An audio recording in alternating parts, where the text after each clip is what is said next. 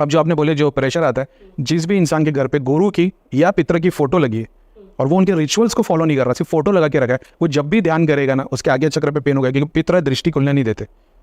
क्या है rituals? Rituals जो भी है, जो जैसे शास्त्रों में बताया गया है, अपने तो सारे शास्त्र एंसेस्टर वर्शिप को जैसे पितरों की तो होता है कि अमावस्या पे आप उनका भोजन निकालिए और वो सब, तो फिर और क्या होंगे इनके रिचुअल्स? ये जो है अमावस्या और पूर्णिमा को भोग निकाल दो, ये तंत्र के अंदर आता है, ये रिचुअल्स में नहीं आता है। शास्त्रों के अंदर जो तरीका बताया गया है उपनिषद और पुराण के अंदर, कि तुम्हारे को जितने भी रिचुअल्स करने हैं अपने एंसेस्टर्स के लिए, देवता के लिए भी जरूरत नहीं है। देवता के लिए उन लोगों को बताया, जैसे राजा महाराजा, ऋषि मुनि, पंडित, उनको बताया गया क्योंकि उन लोग लौकिक कार्य करते, उनको सिर्फ अपनी फैमिली का नहीं, नॉर्मल घर ग्रस्त बंदे को सिर्फ अपने डीटी को वर्शिप करो, एंसेस्टर का वर्शिप रिचुअल्स को फॉलो करो, जो सर्टन टाइप पे साल में पूजा हवन बताया गया उसको करो, उसी में काम हो जाएगा।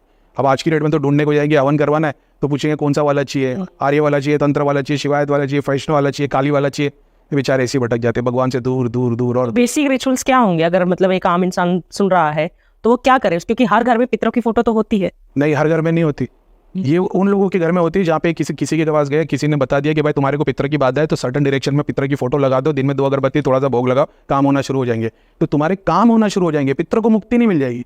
पितर बंधन में क्यों है? आपके परदादा को अपने गाँव में प्रॉपर्टी चाहिए थी या पैसा चाहिए था, किसी पंडित ने बता दिया उर्वशी की साधना कर लेना, उन्होंने साधना की, उर्वशी सिद्ध कर ली, उनको चीज़ें मिल गई।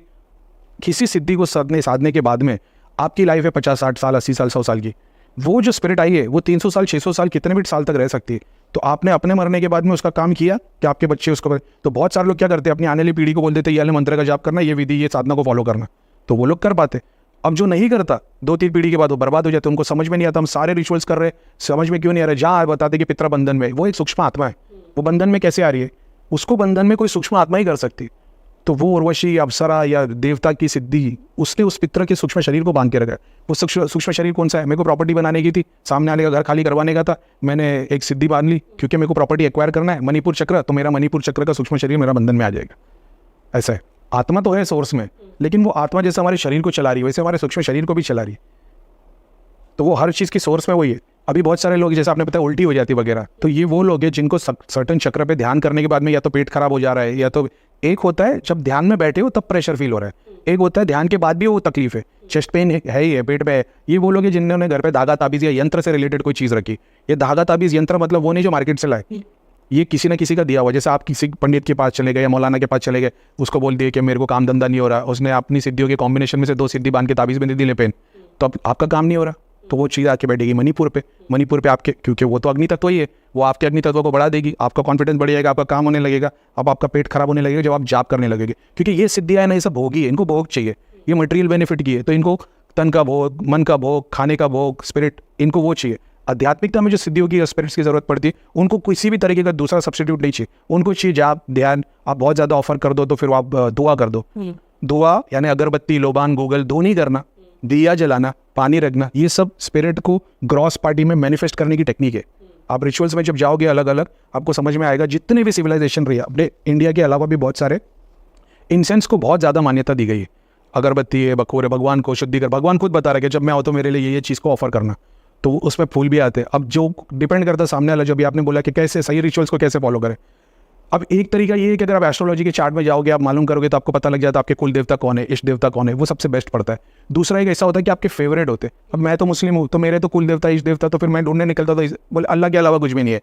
अब मेरे को तो नहीं पता था, मेरे चार्ट में जब मैंने देखा ऐसी चेक करने के लिए, तो उसमें मेरे कुल देवता शिव जी है, सॉरी हनुमान जी है, इष्ट देवता शिव जी है, और मेरे ग्रह के देवता शनि देव है।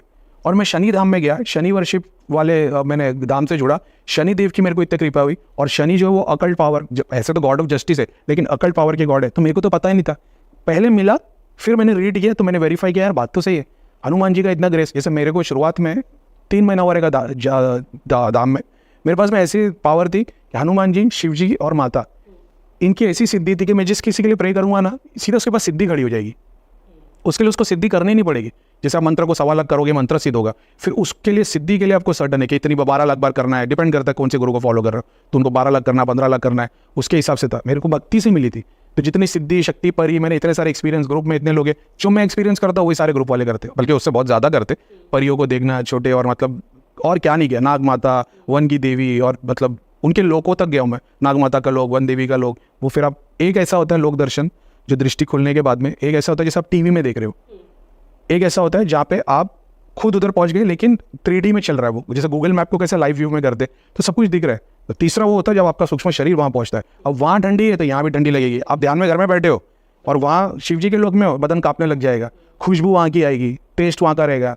किसी ने पूछा था भैया वहाँ का टेस्ट कैसा है, मतलब उसका टेस्ट ऐसा नहीं है मसालेदार चटपटा, वहाँ का खाना बहुत सादा बहुत सिंपल है, लेकिन वो ऐसा है जैसे पानी हम लोग पीते हैं, उसको शरबत से कंपेयर नहीं कर सकते। आप कितने भी शरबत पी लो लेकिन पानी जो देता है वो नहीं, वो रिलीफ जो मिलती है ना वहाँ के खाने से वो मिलती। वहाँ खा लोगे भूख नहीं लगती, 3-3 4-4 दिन तक वहीं की खुशबू आती रहती। ये सब सिर्फ और सिर्फ ध्यान जाप। मेरे को एक चीज पूछनी है, जैसे मैं थोड़ा पीछे जाती हूँ। जैसे आपने बताया कि पितरों की फोटो अगर घर पे है तो आपको ध्यान लगाने में दिक्कत आएगी, आपको हैवी फील इसलिए होता है। आज्ञा चक्र पे प्रेशर देंगे, दृष्टि खुलने नहीं देंगे, क्योंकि उनको पता है वो पितर और आपने तो लगा दी पितर और गुरु की फोटो, क्योंकि आपके घर पे सर्टेन प्रॉब्लम चल रही थी, आपने उसका सॉल्यूशन नहीं लाया। आपका पेट दुख रहा था, आपने पेट दर्द सॉल्व नहीं किया, आपने पेन किलर खा ली, तो आपने फोटो लगा दी, 2 चीज को पूजना शुरू कर दिया, भोग दे दिया, तो जो चीज आपको परेशान कर रही थी उसको भोग मिल रहा था, वो शांत है। लेकिन आपको आध्यात्मिकता में बढ़ने नहीं देगी, क्योंकि दृष्टि खुल जाएगी तो आप देख पाओगे मेरे दादाजी नहीं है जिसको मैं भोग दे रहा हूँ, ये काले कलर का एक शैतान है जो वो भोग को चाटता है। तो फोटो नहीं लगानी चाहिए। फोटो तो वो फोटो तो लगा, फोटो कहाँ से आ गए, कहाँ से सिस्टम आ गया? शास्त्रों में कहीं पे लिखा है कि फोटो होनी चाहिए, छवि होनी चाहिए से? नहीं, उनके लिए जो रिचुअल्स बताए गए वो करो ना। फोटो लगाना अभी से सब हर घर में कान्हा जी को भोग लगाओ, लड्डू गोपाल को भोग लगाओ। पूरी भगवत गीता में कृष्ण ने अर्जुन को कहीं बोला भोग लगाने को? आप खुद सोचो, आप पूरी भगवत पुराण पढ़ो, रेफरेंस क्या देते सॉरी कि कृष्ण जा रहे थे वहाँ पे, मिठाई वाले ने उनको खाना ऑफर किया, उसका सब माल बिक गया वगैरह। अब वो पूरी भगवत गीता आपके लिए कृष्ण बता रहे हैं, ध्यान कर्म भक्ति ज्ञान ये चारों से मेरे को पाया जा सकता है, या तो चारों 25% कर या दोनों को 50% कर ले। आप कुछ नहीं, सारी भगवत गीता छोड़ के अर्जुन की तरह लड़ाई छोड़ के बस भोग लगा रहे हो कि हमारे कुछ मिल जाएगा, इससे हमारे मटेरियल बेनिफिट मिल जाएंगे, काम धंधे हो जाएंगे, कृष्ण खुश हो जाएंगे। तो आप मांग क्या रहे हो? भगवान मांग रहे हो, भक्ति मांग रहे हो कि मटेरियल बेनिफिट मांग रहे हो? तो मटेरियल बेनिफिट मांग रहे हो तो वो कृष्णा नहीं है ना, तो सीधा सीधा प्रेत ला के रख दो। क्यों इतनी मेहनत कर रहे हो? महीने में 1 बार 2 बार शमशान में जाके डाल दो, वही चीज़ मदद कर रही है। जो आपके घर में बैठी वही शमशान में बैठी है, क्योंकि शास्त्रों में देवता के लिए रिचुअल्स बताए गए कि देवता घर में आएंगे तो घर की व्यवस्था ऐसी होनी चाहिए। घर तो पहली बात तो घर में लाने के लिए रिचुअल्स बताए नहीं गए, बताए गए मंदिर में लाने के लिए। ग्रस्त लोगों के लिए घर में मंदिर बनाने के लिए मना है, मना नहीं, शास्त्रों में ऐसा है नहीं कि घर में मंदिर उन लोगों के लिए बताया गया जो लोग किंग है या पंडित है या वगैरह, और उनको फिर वो सारे रिचुअल्स पता भी है, क्योंकि वो ग्रस्त नहीं है ना, वो पूरा डेडिकेशन वहीं देंगे। तो मंदिर के बारे में बताया गया है, ऐसी जगह होनी चाहिए, इस टाइप की बनी हुई रहनी चाहिए, कौन से डेटी को तुम ला रहे हो, उसके लिए कौन सा स्टोन यूज़ होगा, कौन सी मिट्टी यूज़ होगी, कौन से कपड़े यूज़ होंगे। वो कपड़े भी आज की डेट में सब सिंथेटिक है, वहाँ पे कॉटन जूट सिल्क बताया गया है। सुई नहीं लगी होनी चाहिए, कैंची नहीं लगी होनी चाहिए कपड़े के ऊपर, ज्वेलरी में गोल्ड और सिल्वर यूज़ होना चाहिए। अब कौन सी डेटी को आप पूछ रहे हो? वो डेटी के लिए एक टाइप का फूल, एक टाइप का फल, एक टाइप के तेल का दिया, यानी हम तो तेल का दिया जला रहे, अब वो तिल का है, चमेली का है, जास्मिन का है, चंदन का है, उसके रिचुअल्स। फूल कौन सा दे रहे हो? मेल फूल फीमेल फूल, उसका एक कलर का एक पूरा है।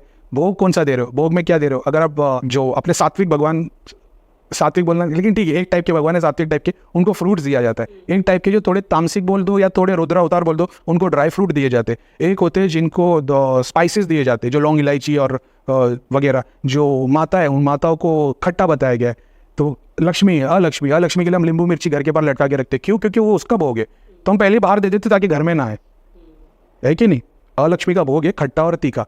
तो इसे सबके बताए हुए कुछ रिचुअल्स है बेसिक। अभी नॉर्मली क्या पूजा पाठ कोई नहीं कर रहे, नींबू मिर्ची लटके हुए, नमक घुमा रहे, मतलब सारे। आप किसी के पास चले आओ, मेरा काम नहीं हो रहा, ये प्रॉब्लम आ रही है, बोले मंगल नहीं चला, मंगल वी के हनुमान जी के या जाओ कुमकुम चढ़ा देना। आपको पता है ये कुमकुम जो है ना, शास्त्रों में कुमकुम जो लाल कलर का जो पाउडर है उसका नाम है वर्मिलियन, और ये किसी के पास नहीं होगा क्योंकि बहुत महंगा मिलता है। शास्त्रों में जो बुलाने के लिए, भगवान को बुलाने के लिए लकड़ी जलाने के लिए बताया गया, वो लकड़ी में जो सबसे मेन है वो एगरवुड, वो मैं मंगाता हूँ, 8,000 रुपये की 10 ग्राम आती है वो। ऐसी ऐसी चीज़ें बताई गई है, तो वो राजा ही अफोर्ड कर सकते थे, वो ग्रस्त लोग नहीं अफोर्ड कर सकते थे।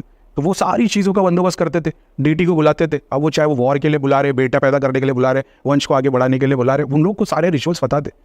आज है ना बलि प्रथा, जानवरों का यज्ञ। अगर आप पढ़ोगे पुराण में लिखा है, हर गाँव नहीं, सेलेक्टेड राजपाट के अंदर जंगल में एक ऐसी जगह होती थी जहाँ पे लोगों का जाना मना था, वहाँ पे सिर्फ ऋषि मुनि जाते थे, और वहाँ पे जानवर वाला यज्ञ होता था जहाँ पे अग्नि में जानवर डाले जाते थे। अब इन्होंने पढ़ोगे